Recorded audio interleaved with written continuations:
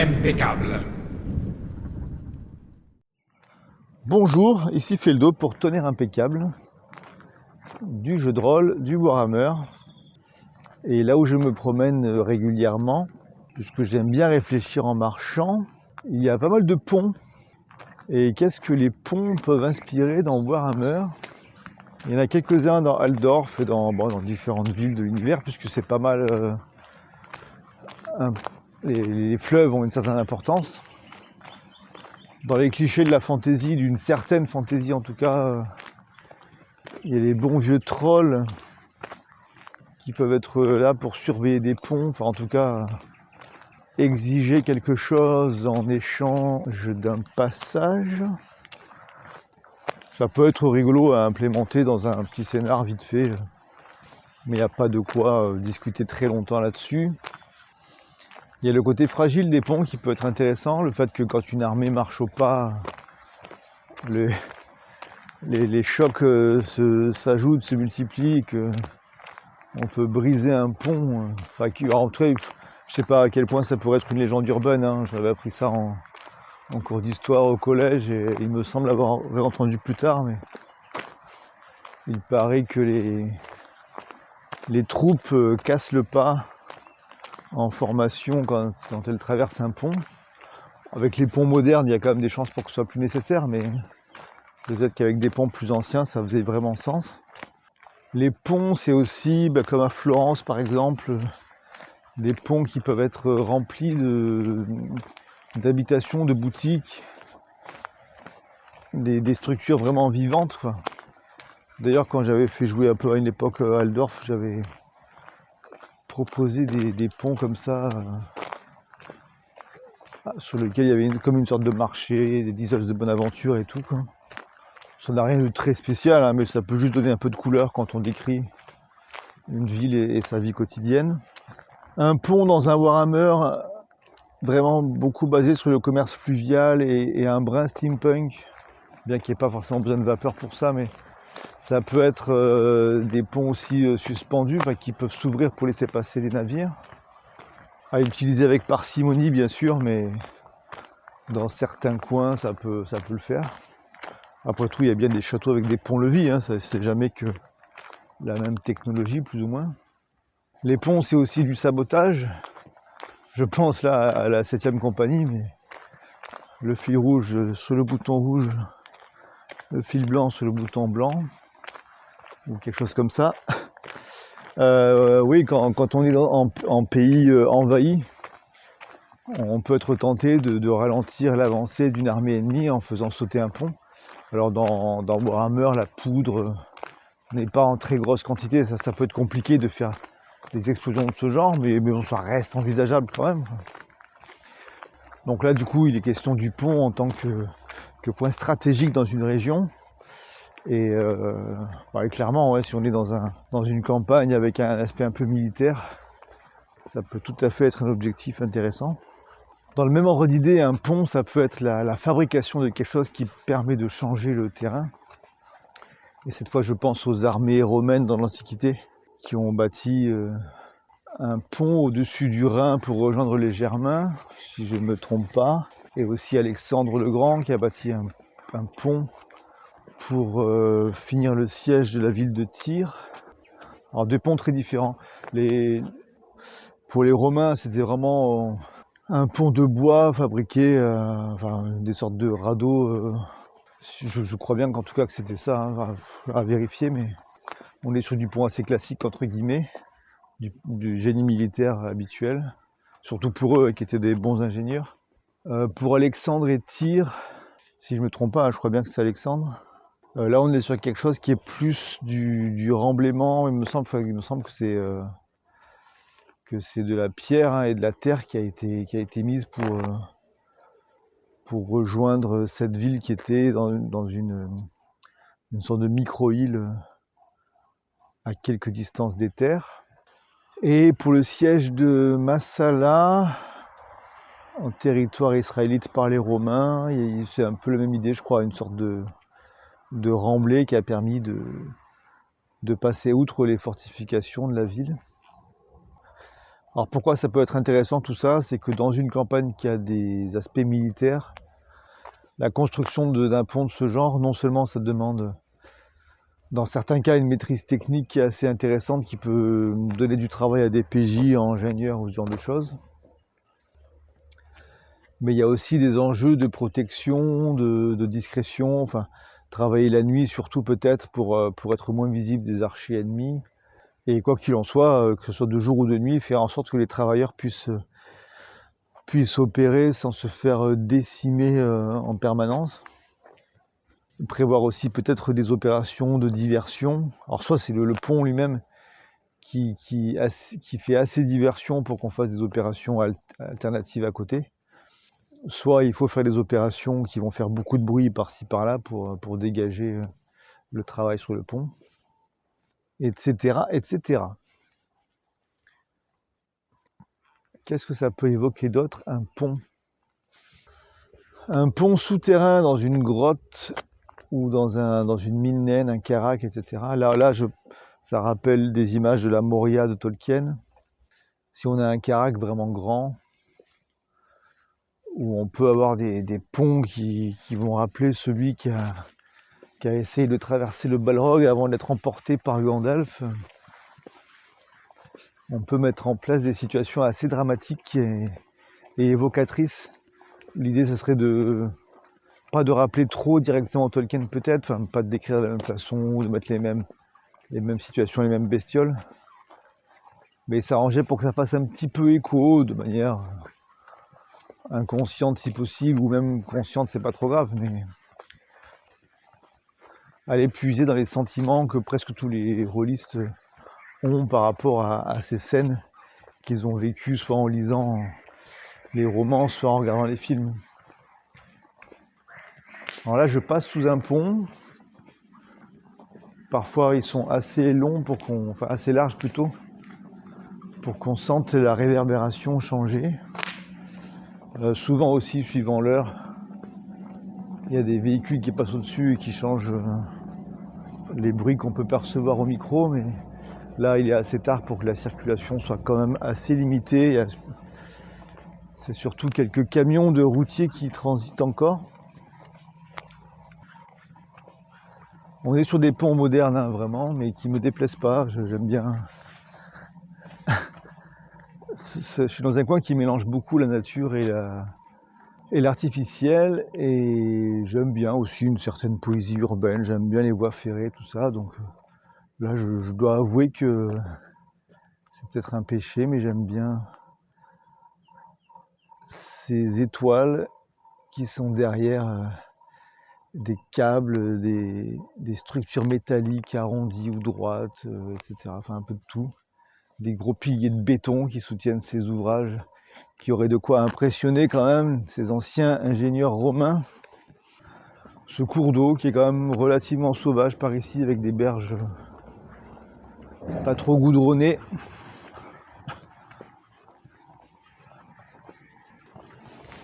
Et bien sûr des graffitis partout où on peut en avoir. Un pont, ça peut évoquer aussi le film Sacré Graal, ce film des Monty Python qui met en scène les chevaliers de la table ronde, et cette épreuve devant un pont où un vieillard leur demande, enfin chaque chevalier est censé répondre à 3 questions, enfin c'est vraiment très drôle, un film culte.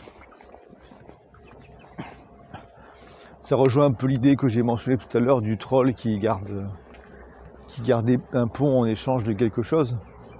Mais c'est vrai que ça se fait pas beaucoup dans Warhammer, j'ai l'impression. Enfin, on n'est pas dans ce type de féerie. Alors j'ai parlé un peu des contes déjà dans un autre numéro, mais je trouve ça intéressant de piocher dans cette ambiance-là, un peu décalée. C'est peut-être aussi une question de génération, je sais pas si... Oh, si quand même les jeunes d'aujourd'hui ont encore des livres pour enfants qui font appel au même code, aux mêmes univers. Hein. Donc je pense que ça peut être pas mal de mettre ce genre de choses parfois, qui peut sonner un peu enfantin ou vraiment suranné, vraiment ancien, et qui rappelle qu'on est dans une histoire. Enfin, il y a un petit côté méta. ça rappelle qu'on est dans une histoire inventée, ça rappelle éventuellement qu'on est dans un jeu. C'est pas ce qu'il y a de plus immersif, mais l'immersion, c'est pas toujours ce qu'on veut rechercher. Et puis en fait, voilà, après c'est immersif d'une autre manière, enfin, ça nous plonge dans une autre ambiance, mais qui est tout aussi intéressante. C'est pas ce qu'on cherche en premier dans Warhammer, donc faut pas que ce soit ça tout le temps. Mais se retrouver pendant quelques minutes, ou le temps d'un scénario, dans une ambiance contes et légendes des anciens temps, bon, ça peut être rigolo. Hein. Et dans ces ambiances-là, revient souvent le coup de l'énigme, quoi, que ce soit le sphinx, ces histoires de ponts et tout ça, quoi. Donc ouais, en piochant dans les contes, des siècles passés, ou carrément en remontant jusqu'à l'Antiquité, Oedipe, etc., il y a moyen de générer un décalage comme ça qui peut être marquant. Qui peut être marquant, en tout cas pour des joueurs modernes, puisque je pense qu'au début du jeu de rôle, c'était quand même plus fréquent, il n'y avait pas encore des nouveaux codes qui s'étaient installés au niveau du jeu de rôle, et puis il y avait eu moins d'œuvres de fiction, fantasy, enfin on restait beaucoup sur des classiques. Donc je pense quand même, je sais plus, il faudrait que je relise des vieux suppléments pour AD&D, mais il me semble qu'il y avait quand même ce côté-là, avec des épreuves très qu'aujourd'hui on considère comme old school, mais qu'on a un peu abandonné. Et certaines peuvent être ressuscitées à bon compte, je pense. Surtout ceux qui va chercher justement dans les vrais très vieux classiques antiques, quoi, de Gilgamesh à la Bible, en passant par les contes et légendes de Grecs, romaines, etc. Pour ne citer que ce qui fait écho facilement à des occidentaux, mais en vrai, bon, il y aurait tellement de choses à piocher en plus dans les contes et légendes d'Afrique, d'Asie, etc. Mais alors c'est pas la même chose du coup, ça peut être des sources d'inspiration, mais il n'y aura pas la même résonance non plus, quoi. Tout dépend de ce qu'on cherche. Un pont, ça peut être aussi un pont de singe. Ces ponts faits de cordes et de bouts de bois qu'on tend au-dessus, au-dessus du vide, ça c'est le but d'un pont, mais en tout cas ces ponts branlants qu'on trouve dans les films typiques et la Indiana Jones, ou dans les décors du type elfes qui habitent dans les arbres. J'ai utilisé un de ces ponts dans un scénar, dans le one-shot avec les goblinoïdes et tout, pour la scène finale, enfin une scène plus ou moins finale en tout cas, où on peut être amené à vivre ces situations ultra typiques, clichés de films de ce genre. Hein. On est sur le pont et puis des deux côtés, des gens en face peuvent avoir envie de couper des cordes pour suivant qui est bien placé ou pas sur le pont. Des gens peuvent avoir envie de le couper et puis pop, ceux qui sont dessus tombent, s'accrochent peut-être aux cordes pour pas s'éclater en bas ou pas, etc. C'est du classique qu'on peut pas utiliser très souvent, mais on peut très bien faire vivre ça à une équipe une fois. Et en général, ça plaît, c'est toujours un peu flippant et potentiellement excitant. Et du coup, ça peut être... là, c'était au-dessus d'un précipice avec un cours d'eau en dessous, donc il y avait quand même moyen de se récupérer. Bon, c'était un torrent, ça faisait mal, hein, la chute faisait mal, mais on pouvait y survivre. Mais sinon, ça peut donc être aussi, comme je le disais, un village dans les arbres qui propose des ponts de ce type. Alors ça peut du coup être tout à fait juste pour l'ambiance, quoi, une description d'un lieu un peu féerique, original et sympa. Il n'y a pas beaucoup de lieux vraiment prévus comme ça dans Warhammer, mais pourquoi pas, oui, dans les forêts elfiques, ça peut s'envisager. C'est pas le genre de lieu qui est fréquemment visité par des PJ, mais tout est possible. Et puis là, pour une fois, je pense que je vais faire un épisode hybride. Parce que là, j'ai pas tellement plus d'idées que ça en marchant là-dessus. Donc je terminerai ma discussion, ma réflexion sur les ponts devant mon PC ou devant mes livres pour voir ce que je peux en tirer de plus. Donc mon moi du dehors de la nuit vous dit au revoir et passe le relais à mon moi du futur chez moi. À plus. Eh bien oui, ici le mois du futur, 5 ans plus tard, je m'occupe enfin du montage et du complément de ce numéro. Je ne vais pas ajouter grand-chose, hein, si ce n'est quelques informations trouvées sur Wikipédia et autres. Alors, on peut trouver sur Wikipédia un article sur les ponts, bien évidemment, mais aussi sur les aqueducs, je vais revenir un peu là-dessus, ainsi qu'un article sur les catastrophes de ponts. Et oui, voilà, c'est précis, mais après tout, pourquoi pas. Ça mentionne entre autres deux incidents survenus sur des ponts en bois. Alors, on a par exemple l'incendie du pont de Londres en 1212, sur lequel une source est donnée, mais elle ne donne pas vraiment plus d'infos que ce qui est repris dans l'article. C'est donc le 10 juillet 1212, un incendie s'est déclaré aux deux extrémités du pont de Londres et ça a provoqué la mort de près de 3000 personnes. La référence donnée, c'est un vieux bouquin de 1810, The European Magazine, mais bon, qui n'en dit pas plus. Peut-être qu'on trouvera d'autres informations ailleurs. Pour l'instant, avec une recherche rapide, je n'ai pas trouvé d'informations plus précises. Et à vrai dire, c'est difficile de trouver parce que quand on tape les mots-clés qui correspondent, on tombe essentiellement sur le grand incendie de Londres de 1666, mais c'est autre chose. Bon, enfin, rien de bien grave. La page Wikipédia des catastrophes de ponts évoque aussi le pont de Stirling en Écosse en 1297 et une bataille dessus qu'on retrouve dans le film Braveheart. Donc William Wallace, dirigeant les troupes écossaises, a affronté les troupes anglaises et l'idée c'était en fait de faire passer, d'attendre qu'un grand nombre d'Anglais ait traversé le pont pour ordonner deux charges. La première, donc là je cite Wikipédia directement, la première contre le gros des troupes anglaises et la seconde dans le but de couper la route à toute retraite. Le pont s'écroule au passage de la seconde charge écossaise, sous l'effet de la charge provoquant la fuite des troupes anglaises restantes. Je vais évoquer un peu les aqueducs, puisque ce sont des ouvrages anciens connus principalement pour l'époque romaine. Mais en fait, 5 siècles auparavant, hein, dès 700 avant Jésus-Christ, le roi assyrien Sennachérib avait fait déjà établir un aqueduc pour la ville de Ninive, une cité fort ancienne hein, qu'on retrouve dans la Bible aussi. Donc c'est intéressant de savoir que c'est vraiment très très vieux cette idée d'acheminer l'eau d'un point A à un point B. Alors attention, un aqueduc c'est pas forcément un pont. On connaît principalement par exemple le pont du Gard et tout. On voit surtout les vestiges un peu plus imposants qui vont être plus dans le genre pont, viaduc et tout. Donc là je m'écarte un petit peu du thème d'origine, mais enfin ça me semble être intéressant tout de même puisque souvent les aqueducs, même s'ils vont pas traverser des reliefs compliqués, sont souvent surélevés d'une vingtaine de mètres sous forme de pseudo-pont, quoi. Donc.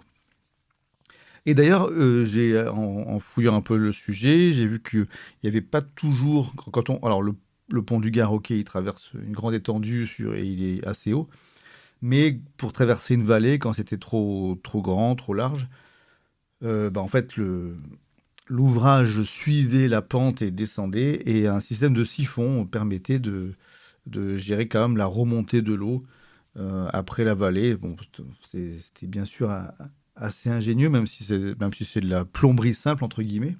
C'était quand même bien foutu.